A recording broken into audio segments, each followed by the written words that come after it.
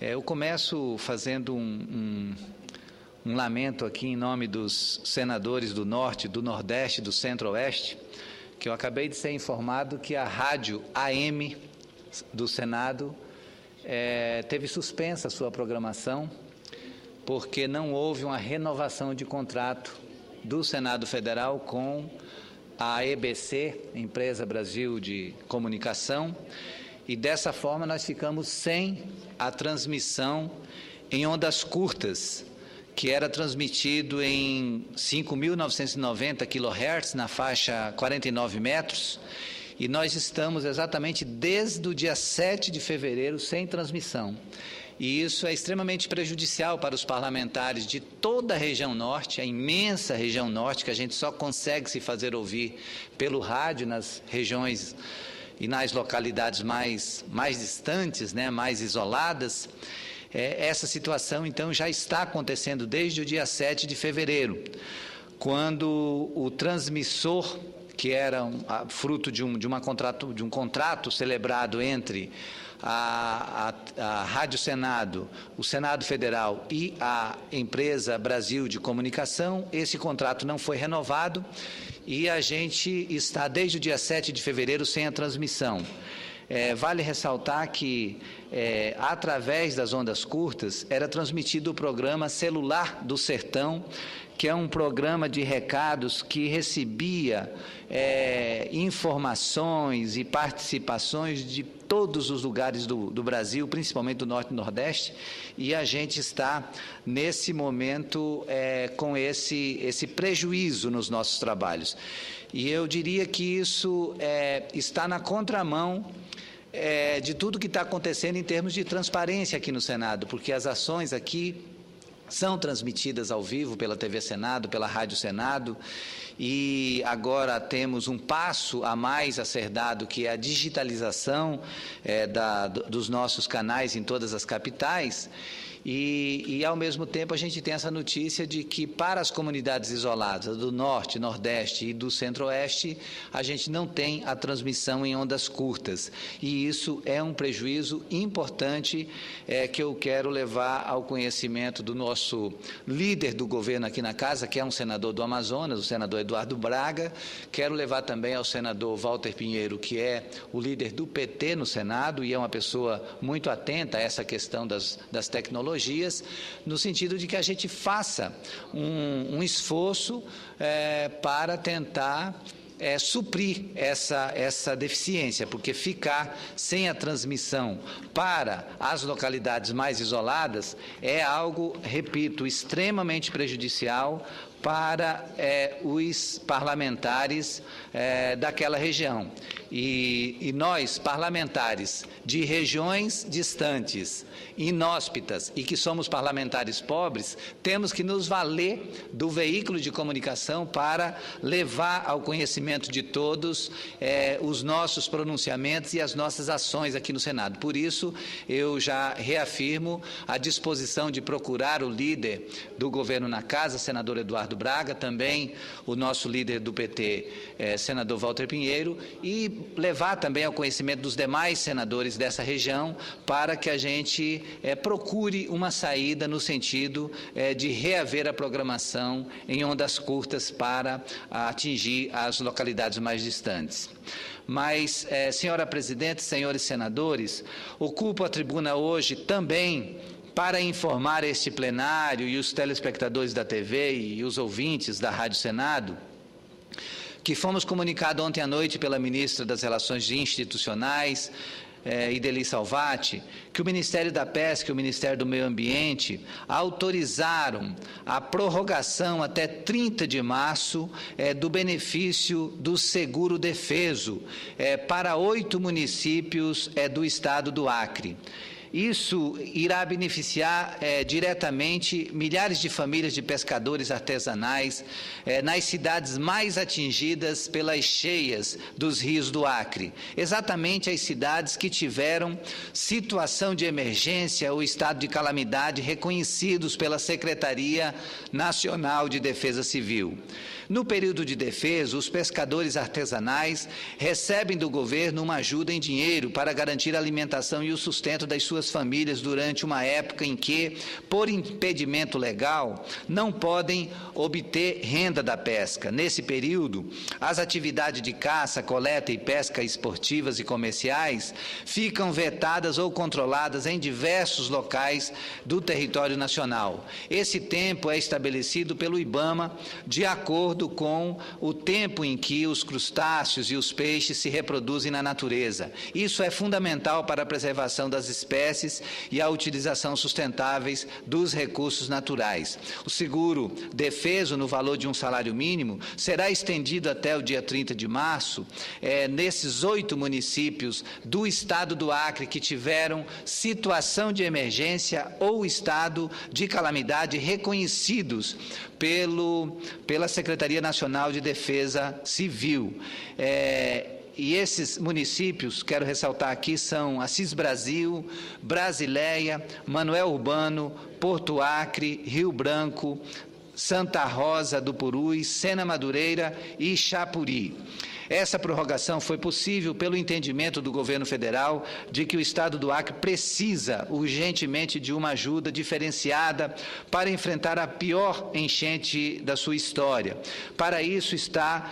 o governo federal tomando uma série de medidas fundamentais, como a liberação de FGTS e o pagamento antecipado de benefícios do Bolsa Família. Quero destacar aqui ainda que essa decisão do governo federal de prorrogar o período de defeso nessa região mais atingida pelas cheias é resultado também de um esforço de toda a bancada federal do Acre, sob a coordenação do deputado Dramaturgo Lima, que nos últimos dias fez várias reuniões com vários ministros, e a gente sentiu um esforço de vários ministros, a exemplo da ministra Ideli Salvati, do ministro Fernando Bezerra, da Integração Nacional, no sentido de tomar as providências necessárias, no sentido de ajudar a superação das dificuldades que estão sendo encontradas hoje nesse pós-enchente em alguns municípios. Os outros ainda continuam com o rio bastante elevado, como é o caso de Sena Madureira, onde a situação é bastante delicada. Hoje no Acre nós temos 7.697 pescadores registrados na Superintendência da Aquicultura e Pesca no estado do Acre. Nos 8 municípios que decretaram situação de emergência ou estado de calamidade, que são Assis Brasil, Brasileia, Manoel Urbano, Porto Acre, Rio Branco, Santa Rosa do Purus, Sena Madureira e Chapuri, nós temos nesses municípios juntos 2.451 pescadores cadastrados, ou seja, pelo menos 32% do total de pescadores no estado do Acre. E essa decisão anunciada pelo Ministério da Pesca, juntamente com o Ministério do Meio Ambiente, é algo que nos traz um alento importante, porque essas famílias de pescadores realmente estavam passando por uma situação muito difícil, que esse período os pescados ficam bem mais escassos e eles realmente precisam dessa ajuda para superar esse momento de dificuldade. Então, fica essa informação e vai o nosso agradecimento especial também à sensibilidade que tiveram a ministra Isabela Teixeira do Meio Ambiente, o ministro Marcelo Crivella da Pesca e Aquicultura,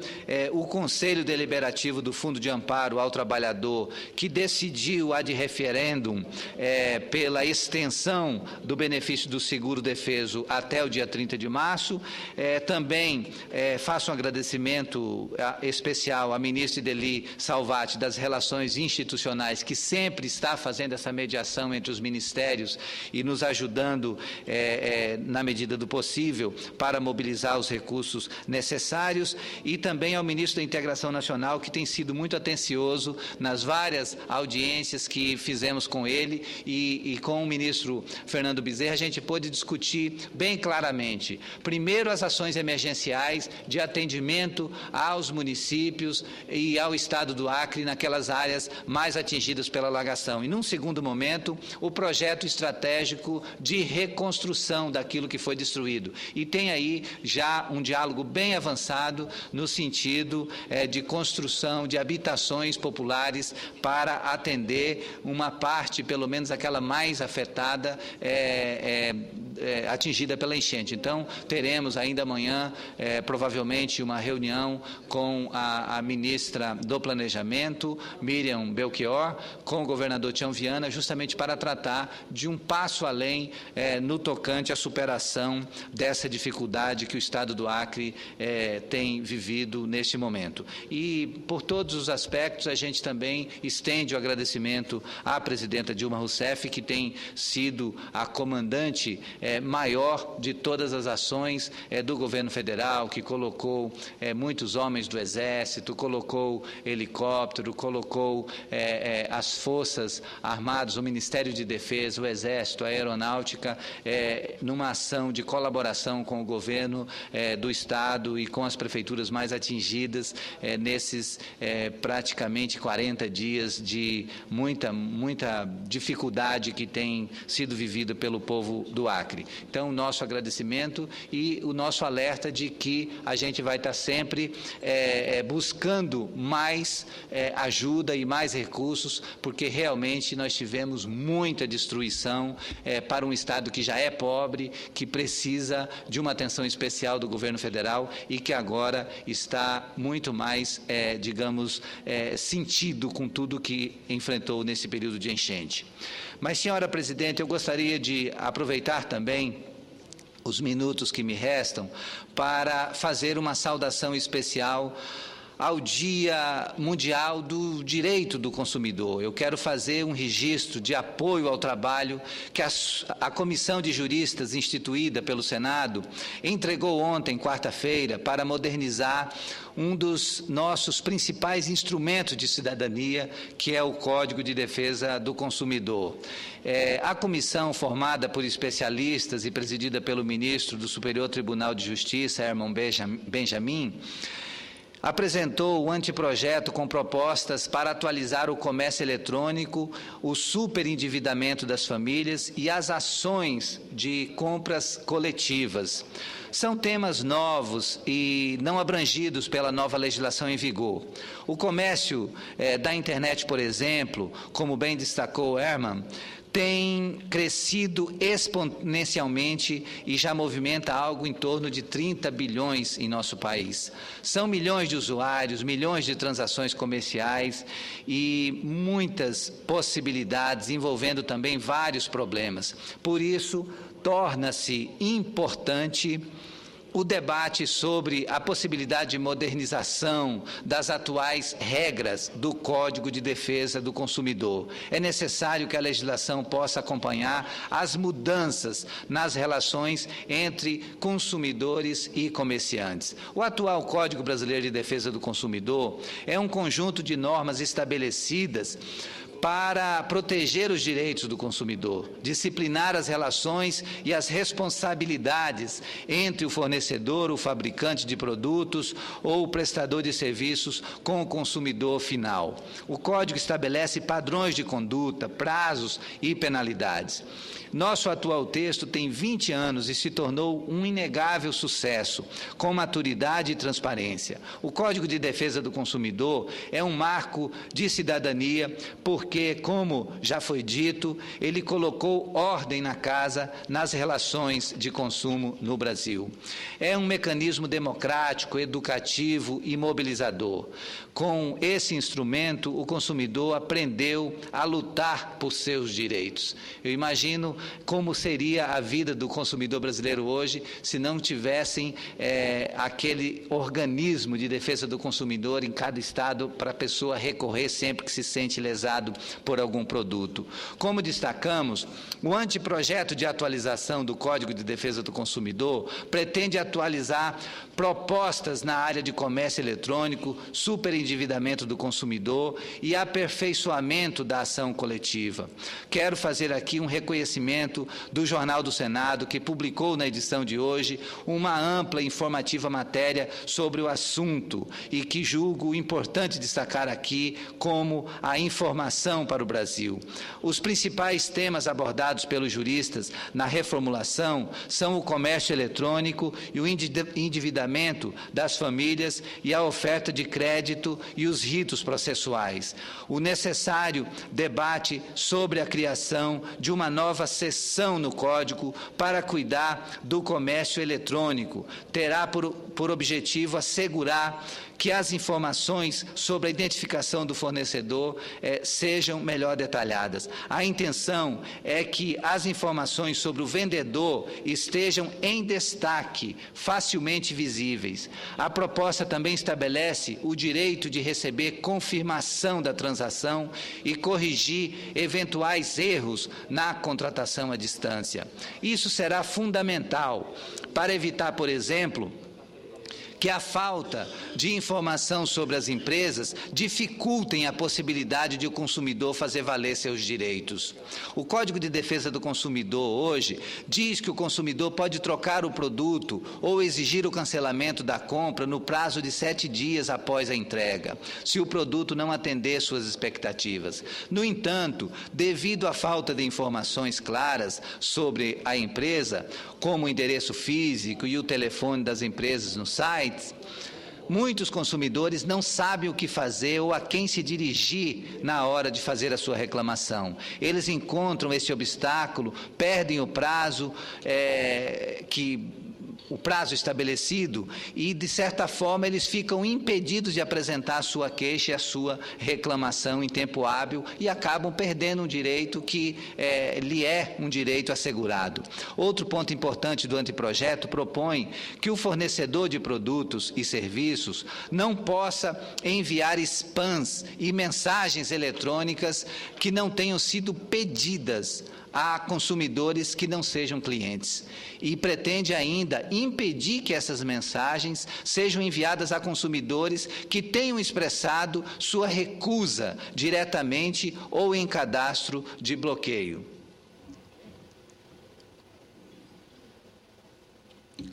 A proposta do novo Código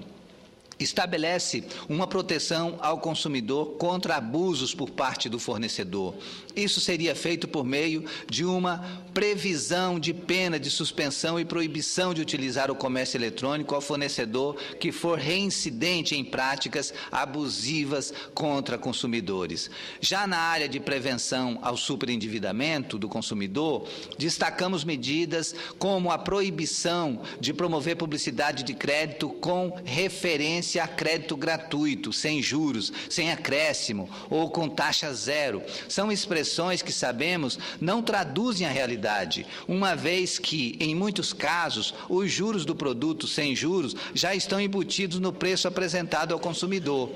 Outro mecanismo de defesa pretende estabelecer a figura do assédio de consumo. Esse assédio seria caracterizado pela pressão do vendedor ou do site para que o cidadão mais vulnerável, em especial o cidadão idoso, o analfabeto ou o doente, contrate o fornecimento de um produto, serviço ou crédito, em especial na compra à distância, seja por meio eletrônico ou por telefone, ou se envolver em prêmios. São todas chamadas propagandas enganosas que acabam gerando desconforto para consumidores menos informados. Outro ponto importante é a discussão sobre o endividamento exagerado das famílias, uma preocupação que deve ser constante, porque não há progresso se não houver poupança, e esse tipo de excesso de propaganda leva a um endividamento que é extremamente prejudicial para as famílias.